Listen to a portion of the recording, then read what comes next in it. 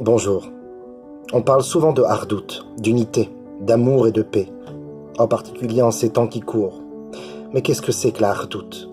Comment peut-on obliger les hommes et les femmes à s'unir alors qu'ils sont si différents?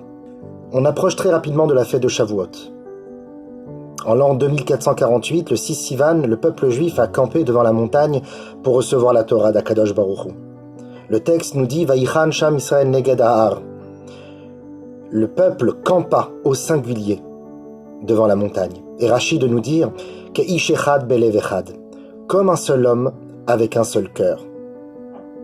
Mais alors qu'est-ce que c'est que l'unité? Il y a la hardout et il y a la achidout. Ce n'est pas la même chose. Il y a l'unité et l'unicité. L'unicité n'est donnée qu'à Akadosh Baruch Hu. Shema Yisrael Hashem Elokeinu Hashem Echad. La hardout nous est donnée à nous. L'unité, ce n'est pas forcément de croire que l'on est un. L'unité, c'est finalement de croire que chacun est unique. Et qu'ensemble, nous construisons un avenir meilleur. Que chacun, avec sa différence, peut compléter l'autre. C'est ça le véritable sens de la hardout. Finalement, si j'ose dire, la plus belle manière de s'unir à l'autre, c'est de se désunir de lui. C'est de comprendre, d'accepter, jusqu'à même arriver à aimer ses différences, à comprendre ses défauts et ses faiblesses.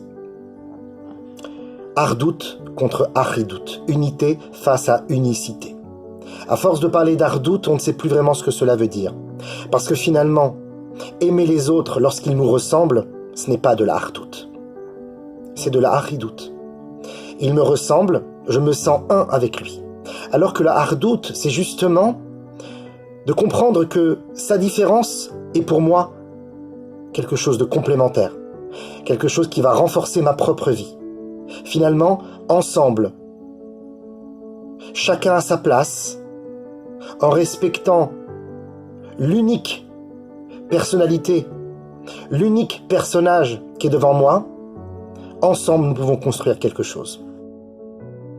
Le Pirkei Avot nous dit « Im en ani li, mi li, uksheani le'atzmi ma'ani » Je traduis « Si je ne fais pas les choses pour moi, si moi-même je n'agis pas, personne ne le fera à ma place. Je suis seul face à mes responsabilités. Je dois agir et accomplir. Par contre, ukshenel et atzmi, lorsque je fais les choses seulement pour moi, parce qu'il n'y a que ma propre existence et ma personne, petite personne qui existe, eh bien à ce moment-là, que suis-je? Car Akadosh Baruch Hu nous demande effectivement d'accomplir, d'agir, de nous réveiller, de prendre les choses en main, et cela de manière personnelle et privée. Mais tout cela doit se faire justement en prenant en considération les autres qui sont autour de nous. Un jour, un élève demanda à son rabbi quelle est la kavana, quelle serait finalement la ségoula, l'intention à avoir à la veille de Yom Kippour en mettant le talit avant la tombée de la nuit.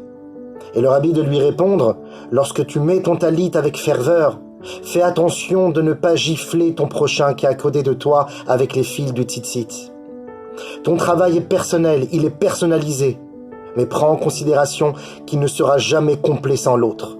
À l'image de ce machatzit à shekel, le demi-cycle. C'est ensemble qu'on est shokel, qu'on pèse. C'est seulement lorsque l'on est conscient et que l'on accepte la différence de l'autre. C'est la raison pour laquelle on peut comprendre la phrase « Kol Israël arevim zelazé ». Tout Israël est responsable les uns des autres, sont garants les uns des autres.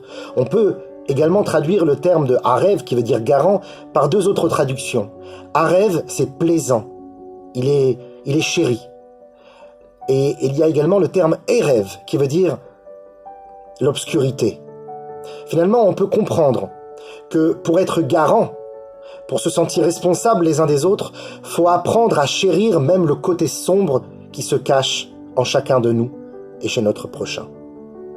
On est finalement poussé à rendre arev, à rendre plaisant, même le côté erev, le côté obscur. C'est la raison pour laquelle nos sages nous disent « Al tadun et traverecha achetagia limkomo » Tu ne peux juger ton prochain tant que tu n'es pas à sa place. Mets-toi à sa place et tu verras que tu ne pourras jamais t'y mettre. Car en effet, même si vous vivez les mêmes histoires, vous ne les vivez pas avec les mêmes conditions, avec le même conditionnement. Vous n'avez pas eu la même éducation, vous ne vivez pas les mêmes choses, vous n'avez pas les mêmes ressentis. Donc il est impossible de se mettre à la place de l'autre, car la place de l'autre est unique. C'est la place de l'autre qui est unique, et la place de l'autre est différente de la mienne. Donc l'unité ne passe pas par l'unicité, mais au contraire par la prise de conscience que l'autre est bien différent, et sa différence m'est importante, sa différence m'est complémentaire, car tu ne pourras jamais prendre sa place. Sa place est importante, est essentielle à l'humanité, respecte-la.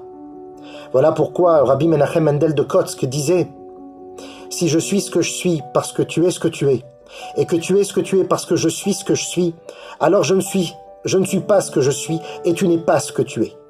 Par contre, si je suis ce que je suis parce que je suis ce que je suis, et que tu es ce que tu es parce que tu es ce que tu es, alors je serai ce qui je suis et toi tu seras ce que tu es. » Finalement, c'est d'accepter que les confrontations de personnes, de personnalités, n'est autre que la volonté de Dieu afin de nous faire grandir. C'est en laissant la place aux autres qu'on trouve la sienne, mes chers amis. Voilà pourquoi la Torah nous dit « Ve'ahavta l'ereacha kamocha ».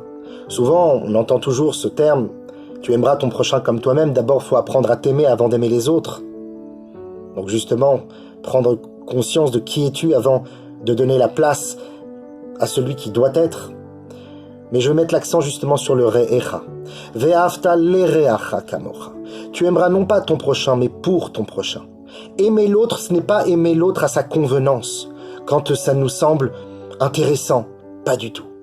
Aimer l'autre même quand ça ne nous convient pas. Car si on aime l'autre, ce n'est pas pour nous, mais c'est pour lui. C'est pour l'aider, c'est pour l'accompagner, le soutenir. Ve'ahavta l'ereacha. Ainsi, on sort de Pessah, mais la mitzvah essentielle de la nuit du Seder, c'est de raconter à ses enfants l'histoire de la sortie d'Égypte. Ve'igadeta lebincha. Tu enseigneras non pas à ton fils, mais pour ton fils. Tu trouveras les mots justes qui vont droit à son cœur. Ne parle pas seulement pour te vider. Ne parle pas seulement pour t'accomplir, mais parle pour l'aider à s'accomplir. Et voilà maintenant comment on arrivera à cette unité profonde. Car quand tu es capable d'aimer l'autre pour ce qu'il peut devenir, et non pas que pour ce qu'il est présentement, alors tu es capable de grandes choses. Tu es un visionnaire. Et c'est comme ça dans la vie de tous les jours, avec son épouse, avec ses enfants, avec ses employés, avec ses élèves. Le Ahavat Israël, c'est d'aimer le Israël qui est en nous. Le Israël qui est en nous, c'est la Neshama. La Neshama est une parcelle divine. Or, le divin est indivisible. Donc, il y a tout Dieu en chacun d'entre nous.